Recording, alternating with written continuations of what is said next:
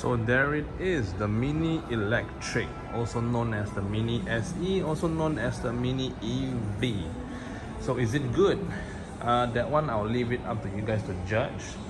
But I'll just give my this video, the purpose of this video is just a very short, basic walk around and review of the car. So I have the keys over here. So far, it looks like any other regular Mini out there, like the Mini 3-door, except it's electric. It's fully electric. It's not hybrid. Yes. So I think for those car enthusiasts out there, they can spot immediately whether this is an electric car or not. But for those who do not know how to spot the difference between the usual petrol turbocharged Mini and this Mini, is that for the electric Mini, you have because now we have two colors. It comes in the white, a nano white, and the black, also called as the midnight black. So usually the electric version, they come with very different type of wheels. So as you can see with this power spoke design, the moment you see it on the road, right, you can immediately identify it as the electric version of the Mini 3-door, and also the yellow accents around the car. And the most on the most obvious, the most obvious giveaway that this is an electric vehicle is that logo right there. And if you were to pop where used to be the petrol tank area, you open this, it'll be a charging port. So that's how you sort of tell this is an electric vehicle. Of course, the most obvious way to know if it's an electric vehicle, it has no noise at all. It makes almost no noise at all while on the road. Maybe one of those, it does make a noise, but one of those noise where you hear maybe from a spaceship. Yeah, if you know what I mean. So the inside is pretty much the same as any other Mini. So you know, the very obvious Mini design, very unique, very special. You know, the very big circle in the middle. The steering wheel is wrapped by a beautiful Nepal leather also. And the seats are also Nepal leather, very, very comfortable feeling over here. And because I push my seats all the way to the back, I have to adjust it to the front a little bit. So this is the speedometer. I believe it's 5 inches, and the center console, the display here, I believe it's 8.8. So to start the car, like every other Mini, usually you see other combustion engine petrol Minis out there, it's red color. Well, the electric version is yellow, same like the yellow accents out there. So to start the car is very easy. You have to make sure the door is closed, otherwise it won't start. So you have to make sure that the door is closed, and then put your foot at the brake and start the car. And that's it. You know, there's no engine noise or whatever, because it's an electric car. Okay, so basically, you know, you have your usual Mini things. You have your ambient light over here. You have 12 different colors to choose from. You have your your reading lights. This is to open all the lights, and also your other reading light. And this is the SOS button, very similar to BMW. Okay, so I love the center console. So you see these minor details where you just control the temperature of the aircon, right? It does this very cool effect. You know, I love this small details that Mini actually designed onto this car. It's very, very cute, very neat actually. So over here on top we have a sunroof, not a moonroof, a sunroof. To open a sunroof, just tap this button twice. So if you tap it one time, it would act like a moonroof, and if you push it another time, it will completely open the top. So it's pretty neat. For the back, you can't open the roof at all. It serves as a sun, I mean like a roof. So you can see, I guess you can see outside. If you don't like that, just close it up. Yeah. So, but for the driver and the front passenger, you can open up the sunroof. Yes. So overall, this is a very nice car. Do I feel, because I am actually quite big size, so do I feel very cramped? To be honest, no. I was honestly surprised that actually I could fit at the back seat. You know, for the front seat, no worries. You know, if your leg is too long, you just adjust the seats. So then I thought, what if someone as tall as me got to the back of the car? You know, will it even fit me at all? See, from this angle, you were like, oh my god, you know, it's you're not gonna fit it. You might have to chop off your legs. But no, actually, I was mind blown that the fact that I actually can fit. You know what? Let me just bring you to the back. All right. So to get in, yes, I do have to admit that to get in is a little bit of a squeeze. You see, the door is over here.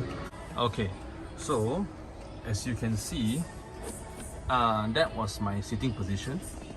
I've adjusted it somewhat similar at the passenger side, and this is my leg room. I'm not sure if you can see, but I have like 2 fingers of leg room, because I was initially at the impression whereby I thought the back seat was just maybe to hold to basically hold your bags or whatever, or maybe you have very small kids behind. But no, I still can sit at the back. My legs, I'm not sure if you can see this, but my legs still fit. Yes, granted that I have almost no leg room at all, but I do fit.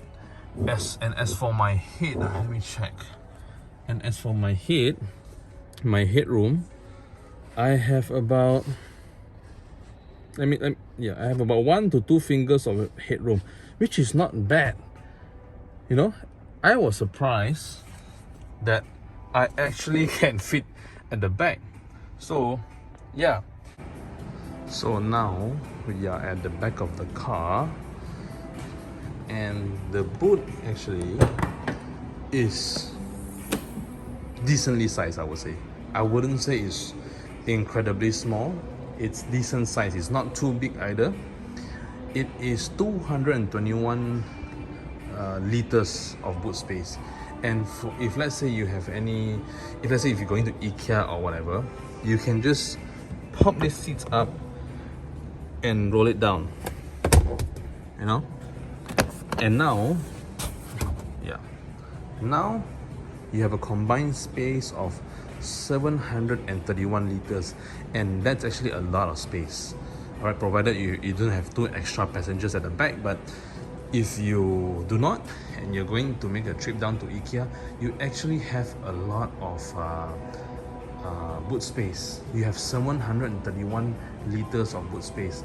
Of course, if you think this is a little bit too annoying, you can always detach it, but I wouldn't want to do that, because this car belongs to someone already. I don't want to really touch and do anything to this car. So yes, you have a really large boot space, provided if you fold the seats over. So this is the front. And to pop the hood, oh yeah, I forgot to show you guys, to pop the hood is like a BMW. You know, it's not like any other car manufacturers whereby you have to pull the lever, and then there's another lever over there where you have to like find with your fingers, and you know, get your fingers all dirty. So no, for BMW and Mini, it's the same. All you have to do is just pull this lever twice, and you can easily bring up the engine hood. There you go, simple and easy. So this is not not a combustion engine. This is electric car. So you have the electric motor in the front over here, and for the battery is actually under the car, at the back, under the car, at the undercarriage basically. So this is the electric motor. Yeah. So now the golden question: is it worth to buy this car? I would give it a solid yes, provided the fact that you are in the market for a compact car you really want to try out an EV electric car, and also if you are a Mini fan, you know. So yes, if you if you tick any of those boxes actually, or you just really want to try out a Mini electric, I would actually highly recommend this car. It comes at a pretty affordable price too. It comes at around 200,000 ringgit, you know, 199 to be exact, but you know, if you include the insurance and everything, I guess it's about 200. So yes, it comes in at around 200,000 ringgit. As my own personal opinion, I honestly think, alright, so sorry, back to topic. It comes in at around 200,000. If you ask me personally, I do think that's reasonable pricing, you know. You have to bear in mind it's a Continental car, it's Mini Cooper, you know.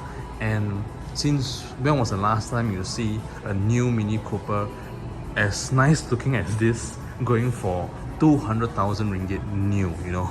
So that, to me, I think it's worth it. For me, it is really worth it.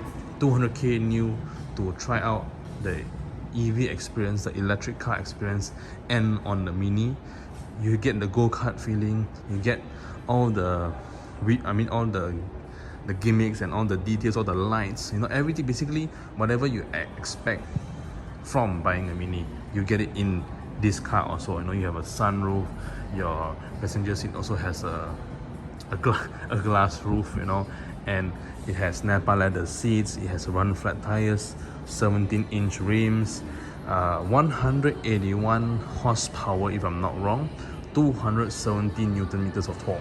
That is reasonable power. That's actually really powerful for such a compact car like this. So of course, if you say if this car was priced at 300k, 260k, same as the 3-door right over there, yeah, then I would say, you know, it's not really worth getting the car. But this car is at the price of less than 200,000 ringgit new. So that, because of the price, I would say that, you know, this car is actually worth trying out. Yeah. So I'll be doing a very, I'll be reviewing, I'll be taking this car for a short drive soon, hopefully maybe to Genting or whatever, and I'll give you my feedback in the next video. But stay tuned. This is just a walk around and a short review of the Mini electric, and I hope you guys enjoy the video. Alright, thanks a lot. I actually have to go now already. I have somewhere to be, and yes, I'll see you guys in the next video. Goodbye.